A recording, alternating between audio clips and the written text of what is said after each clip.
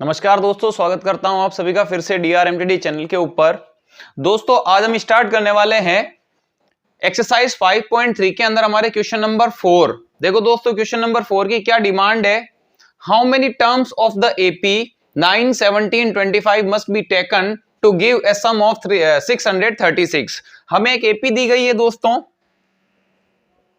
AP क्या है? 9, 17, 25 एक इंक्रीजिंग एपी है। इसके अंदर दोस्तों कितनी टर्म्स ली जाए और उनका सम किया जाए कि हमें सम कितना मिल जाए दोस्तों? 636 मिलना चाहिए, ठीक है ना। ये जो एपी है इसमें आपको 3 टर्म्स तो दे रखी है और कितनी टर्म्स ली जाए और उन सभी को सम किया जाए कि हमें उनका सम कितना मिल जाए दोस्तों? 636 मिल जाए। तो दोस्तों फर्स्ट टर्म दे रखी है आपके सामने 9 है, ठीक है दोस्तों। कॉमन डिफरेंस कितना हो जाएगा? कॉमन डिफरेंस हो जाएगा 17 माइनस 9। 17 माइनस 9 दोस्तों कुल मिला के मिलेगा आपको कितना? 8। और जो सम है सभी टर्म्स का, जितनी भी टोटल टर्म्स है उनका सम कितना दे रखा है दोस्तों? 636 दे रखा है। और हमें क्या पूछा गया है? कितनी टर्म्स ली जाए, यानी कि नंबर ऑफ टर्म्स ही तो पूछ रहा है दोस्तों, यानी आपको n की वैल्यू पूछी गई है। तो दोस्तों कुल मिला के आपको SN दिया हुआ है 636। SN कितना दे रखा है? सम ऑफ ऑल टर्म्स कितनी दे रखी है? 636। इसको फाइंड करने का फॉर्मूला होता है दोस्तों n/2 bracket 2a plus n minus 1 into d equals to 636। ये फॉर्मूला क्यों लिखा है SN की जगह पर? बिकॉज इस एपी की लास्ट टर्म गिवन नहीं है, ठीक है ना।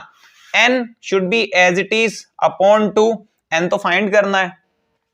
2 इंटू ए, फर्स्ट टर्म कितनी है दोस्तों? फर्स्ट टर्म तो है 9 plus n minus 1 into D. Common difference कितना है दोस्तों? कॉमन डिफरेंस है आपके 8 ब्रैकेट क्लोज्ड 636, ठीक है दोस्तों। अब देखिए ये जो डिवाइड में 2 है, ये जो n के डिवाइड में 2 है, तो दोस्तों ये जब उधर राइट में कन्वर्ट होगा तो ये तो मल्टीप्लाई में हो जाएगा। तो दोस्तों अपॉन में हम 2 नहीं लिखेंगे, 2 9 जा 18 प्लस, अब देखो दोस्तों ये जो 8 है पूरे ब्रैकेट से मल्टीप्लाई होगा और साइन में तो कोई दिक्कत ही नहीं है हमको, बिकॉज ब्रैकेट के बाहर प्लस का साइन है तो साइन को लेकर तो कोई कंफ्यूजिंग नहीं है। 8 से सीधा मल्टीप्लाई करो, 8 इंटू एन 8n माइनस 8 1 से मल्टीप्लाई होगा तो दोस्तों 80 आएगा और 636। ये जो अपॉन में 2 है राइट में आएगा तो दोस्तों मल्टीप्लाई में हो जाएगा कि नहीं हो जाएगा? बिल्कुल हो जाएगा। अब देखो n एज इट इज 18 माइनस 8 10 बचेगा प्लस 8n ब्रैकेट क्लोज्ड। अब ये दोस्तों 2 मल्टीप्लाई होगा तो क्या आएगा? 2 6 जा 12, 2 3 जा 6, कैरी 1 7, 2 6 जा 12। कुल मिला के हमें ऑब्टेन्ड हुआ 1272। अब देखो दोस्तों ये जो n है ये पूरे ब्रैकेट से मल्टीप्लाई होगा, क्योंकि पूरे ब्रैकेट के मल्टीप्लाई में n है। n 10 से मल्टीप्लाई होगा तो क्या आएगा दोस्तों? 10n, प्लस का साइन है तो मैं प्लस लगा देता हूं। n 8n से मल्टीप्लाई होगा तो क्या आएगा दोस्तों? 8n स्क्वायर आएगा, ठीक है। और ये जो 1272 है उसको आप लेफ्ट में लाइए तो माइनस का हो जाएगा दोस्तों 1272, ठीक है दोस्तों, इक्वल्स टू 0। राइट में तो कुछ बचा ही नहीं। अब दोस्तों एक बार इसको स्टैंडर्ड में लिख लेते हैं। 8n स्क्वायर को मैं पहले लिखता हूं प्लस 10n में बाद में लिखता हूं और सबसे एंड में 1272 इक्वल्स टू 0। दोस्तों मुझे क्या कंडीशन मिली है? फिर से मुझे क्वाड्रेटिक इक्वेशन मिल चुकी है, ठीक है। अब ये जो क्वाड्रेटिक इक्वेशन मिली है, सबसे पहले हम इसे छोटा भी कर सकते हैं, क्योंकि देखो दोस्तों 8, 10 और 1272 यहां पर एक ऐसा बड़े से बड़ा नंबर आपको लेना है जिससे 8, 10 और 1272 डिवाइड हो जाता हो। दिख रहे हैं तीनों ही इवन नंबर है ना? 8 है, 10 है, 1272 सब इवन नंबर है। अब ऐसा नंबर बताओ, यानी कुल मिला के दोस्तों यहां पर HCF बताना होता है 8 का, 10 का और 1272, ऐसा बड़े से बड़ा नंबर जिससे 8 डिवाइड हो जाए, 10 डिवाइड हो जाए और 1272 भी डिवाइड हो जाए। तो दोस्तों आंसर होगा 2 से बड़ा ऐसा कोई नंबर नहीं है। 2 की टेबल में 8 भी आएगा, 2 की टेबल में 10 भी आएगा और 2 की टेबल में 1272 भी आएगा। पूरी इक्वेशन को मैं छोटा कर देता हूं, 2 से डिवाइड कर देता हूं।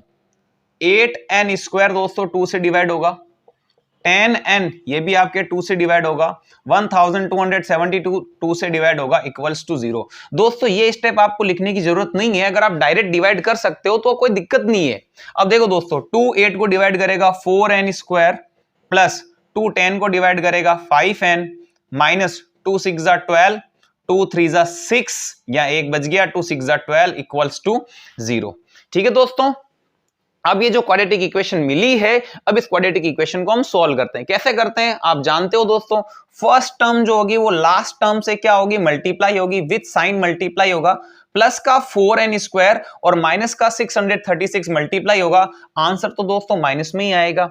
4 636 से मल्टीप्लाई होगा, 4 6 24 2 कैरी में, 4 3 12 12 और 2 दोस्तों 14 1 कैरी में, 4 6 24 और 1 25 कुल मिला के 2544 2544 और ये n स्क्वायर तो ये तो साथ में ही रहेगा।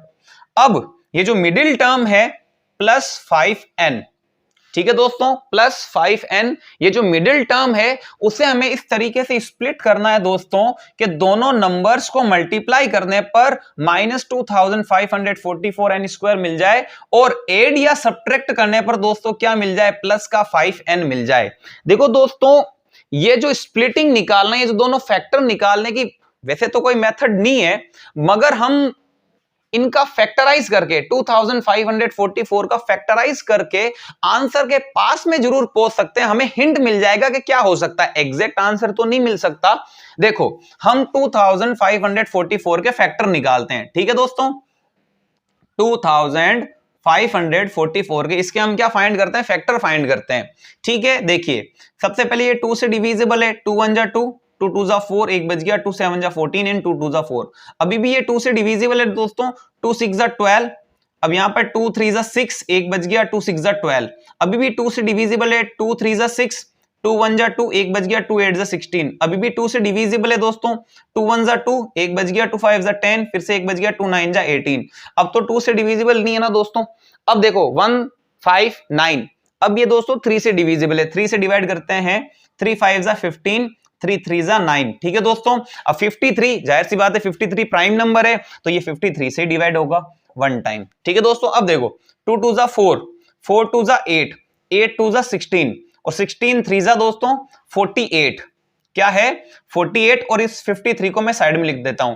अब ये जो दो नंबर है इनसे हम कैसे ही करके, जाहिर सी बात है देखो दोस्तों 2, ये जो नंबर है दोस्तों 2 2 2 2 3, इन सबको मल्टीप्लाई करने पर 48 आया है और ये जो 53 है ये साइड में, यानी ये दोनों फैक्टर, ये जो फैक्टराइजेशन है हमें ये 2544 का है, यानी अगर इन दोनों को मल्टीप्लाई करता हूं तो डेफिनेटली मुझे 2544 तो मिल जाएगा। लेकिन क्या इन दोनों से हमें प्लस 5n मिल सकता है कि नहीं मिल सकता है, वो हमें दोस्तों डिसाइड करना है। तो आपको दिख रहा होगा कि अगर मैं 53 में से 48 माइनस करता हूं तो दोस्तों मुझे 5 मिलता है। तो मैं एक काम करता हूं दोस्तों, मैं 53n प्लस का ले लेता हूं और माइनस 48n ये मैंने माइनस का ले लिया। अगर आप इन दोनों को मल्टीप्लाई करते हो, प्लस इंटू माइनस माइनस, 53 को 48 से मल्टीप्लाई करोगे 2544 मिलेगा, n को n से मल्टीप्लाई करोगे तो n स्क्वायर मिल जाएगा। ठीक है दोस्तों, अब देखो 53 प्लस का है, 48 माइनस का है, प्लस में से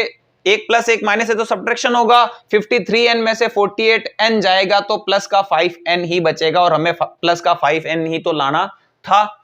तो इसका मतलब हमारे प्लस 5n की जो स्प्लिटिंग है, ये जो फैक्टर है हमारे करेक्ट है। और मैं आपको फिर से कह देता हूं दोस्तों, इनके फैक्टराइज करने की कोई परफेक्ट मेथड नहीं है, बस आप फैक्टराइज करके आप आंसर के आसपास पहुंच सकते हो।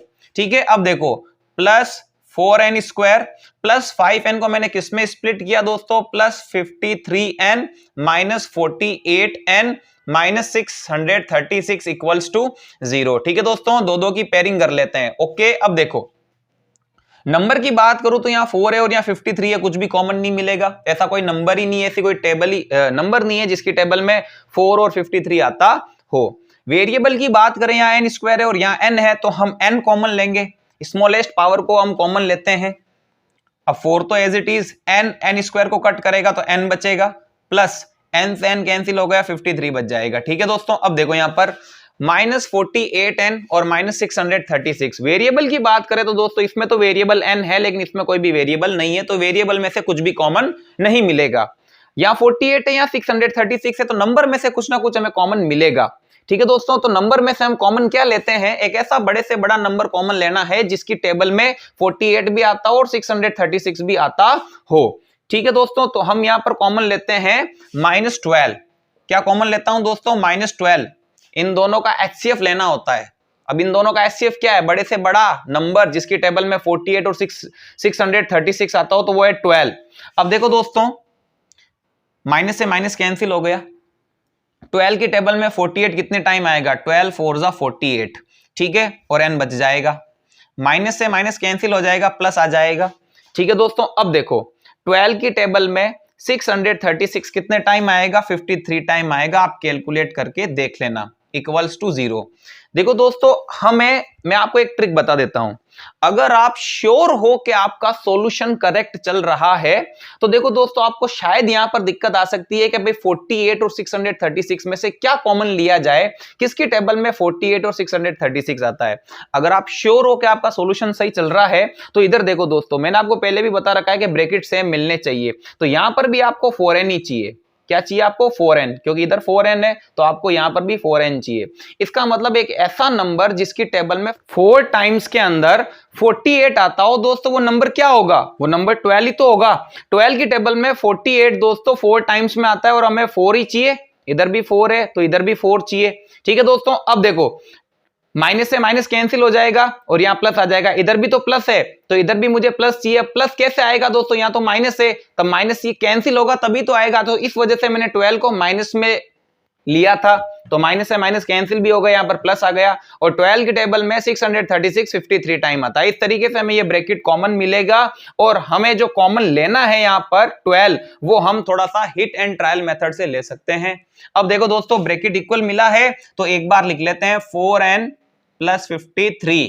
ठीक है, और दूसरा फैक्टर क्या हो जाएगा, n - 12 इक्वल्स टू 0। ठीक है दोस्तों, 4n + 53 इसको आप 0 के इक्वल कीजिए, और n - 12 दोस्तों इसको भी 0 के इक्वल कीजिए। 53 राइट में जाएगा, -53 हो जाएगा, और इधर क्या बचेगा दोस्तों, 4n। तो मुझे तो n फाइंड करना है, तो 4 को भी आप राइट में कन्वर्ट कीजिए, तो दोस्तों मल्टीप्लाई से उधर जाएगा तो डिवाइड में हो जाएगा, और -12 उधर जाएगा तो दोस्तों प्लस में हो जाएगा। आपको तो पता है नंबर ऑफ टर्म्स ना तो नेगेटिव में होती है और ना ही फ्रैक्शन में होती है, तो दोस्तों ये तो आंसर होगा ही नहीं अपना। हमारा आंसर है 12। क्या है दोस्तों, 12। यानी ये जो एपी दे रखी है आपको 9, 17, 25, इसकी 12 टर्म्स का सम किया जाए तो दोस्तों हमें 636 ऑब्टेन्ड होगा। होप कि आपको समझ में आया होगा। आप इसको नोट कीजिए, फिर क्वेश्चन नंबर 5 सॉल्व करते हैं। नेक्स्ट है दोस्तों क्वेश्चन नंबर 5। इस क्वेश्चन नंबर 5 के अंदर देखो दोस्तों, the first term of an AP is 5। एक एपी की फर्स्ट टर्म कितनी है दोस्तों, 5 है, और जो लास्ट टर्म है दोस्तों वो 45 है। ठीक है, एंड द सम इज 400। उन सभी टर्म्स का सम देखो, एक एपी लेट करते हैं, A1 A2 A3 and so on AN। हमें पता ही नहीं है टोटल टर्म्स कितनी है, तो हमने लास्ट टर्म क्या कर दिया, AN। फर्स्ट टर्म कितनी है दोस्तों, फर्स्ट टर्म है 5, और जो लास्ट टर्म है दोस्तों वो है आपके 45। और इन सभी का दोस्तों सम करने पर कितना आता है, इन सभी का सम करने पर आपके आता है 400। कितना आता है, 400 आता है। हमें बताना है ये टोटल टर्म्स कितनी है, find the number of terms and the common difference. और क्या बताना है दोस्तों, हमें कॉमन डिफरेंस फाइंड करके देना है। ठीक है, देखो सबसे पहले हम यूज में लेते हैं दोस्तों SN, sum of all terms. दोस्तों सम ऑफ ऑल टर्म्स कितनी है, 400 आपको दे रखी है। ठीक है दोस्तों, हम SN फाइंड करने के लिए फॉर्मूला n/2 A + L। ये क्यों यूज में ले रहे हैं, क्योंकि लास्ट टर्म तो गिवन है, इक्वल्स टू 400। ठीक है दोस्तों, अब देखो n as it is find करना है। A कितना है दोस्तों, फर्स्ट टर्म है 5, प्लस लास्ट टर्म कितनी है दोस्तों 45, इक्वल्स टू 400। ठीक है दोस्तों, n/2 बीच में मल्टीप्लाई होगा, 5 + 45 50 हो गया, इक्वल्स टू 400। ठीक है दोस्तों, 2 से ये कैंसिल हो गया 25 टाइम। ठीक है, क्या बचेगा, n × 25 इक्वल्स टू 400। हमें तो n फाइंड करना है दोस्तों, तो हम मल्टीप्लाई में जो 25 है उसे राइट में कन्वर्ट कर देते हैं, डिवाइड में हो जाएगा। कितना हो जाएगा दोस्तों डिवाइड में? अब देखो दोस्तों n की वैल्यू कितनी होगी, 25 की टेबल में ये वन टाइम कटा, 25 वन जा 25, बट यहाँ तो 40 है ना दोस्तों। कितना बच गया यहाँ पर हमारे, बच गया 15 और 0 ये बन गया आपके 150, और 25 की टेबल में 150 कितने टाइम्स ऑब्टेंड होता है, 6 टाइम, 25 6 जा 150। कुल मिला के मुझे ये पता चल गया दोस्तों इस एपी के अंदर कितनी टर्म्स है, इस एपी के अंदर टोटल 16 टर्म्स है। ठीक है दोस्तों, अब नंबर ऑफ टर्म्स तो फाइंड हो गई, कॉमन डिफरेंस फाइंड करना है। कॉमन डिफरेंस हम फाइंड करते हैं दोस्तों an वाले फॉर्मूले से, an equals to a plus n minus 1 into d. ठीक है दोस्तों, अब देखो लास्ट टर्म की अगर मैं बात करूं, अब तो हमें पता चल चुका है ना दोस्तों कितनी टर्म है, टोटल 16th टर्म है, तो मैं इसे a 16th बोल सकता हूं। ठीक है, लास्ट टर्म an का मतलब क्या होता है, लास्ट टर्म होता है 45 है आपके। ठीक है, फर्स्ट टर्म कितनी है दोस्तों, फर्स्ट टर्म है आपके 5 प्लस n माइनस 1, n कितना है दोस्तों, टोटल टर्म्स कितनी है दोस्तों 16 माइनस 1 इंटू डी तो हमें फाइंड करना है। 45 should be as it is, plus 5 को सीधा इधर लाओ, माइनस 5 हो जाएगा, 16 माइनस 1 15 इंटू डी। 45 माइनस 5 कितना हो जाएगा दोस्तों 40 इक्वल्स टू 15 इंटू डी। ठीक है, अब देखो 40, अब ये दोस्तों जो 15 मल्टीप्लाई में है, इस 15 को हम लेफ्ट में लाते हैं तो दोस्तों डिवाइड में हो जाएगा ये इक्वल्स टू डी। अब देखो दोस्तों पहले तो हम 5 से कट करते हैं, 5 8 जा 40 एंड 5 3 जा 15 इक्वल्स टू डी।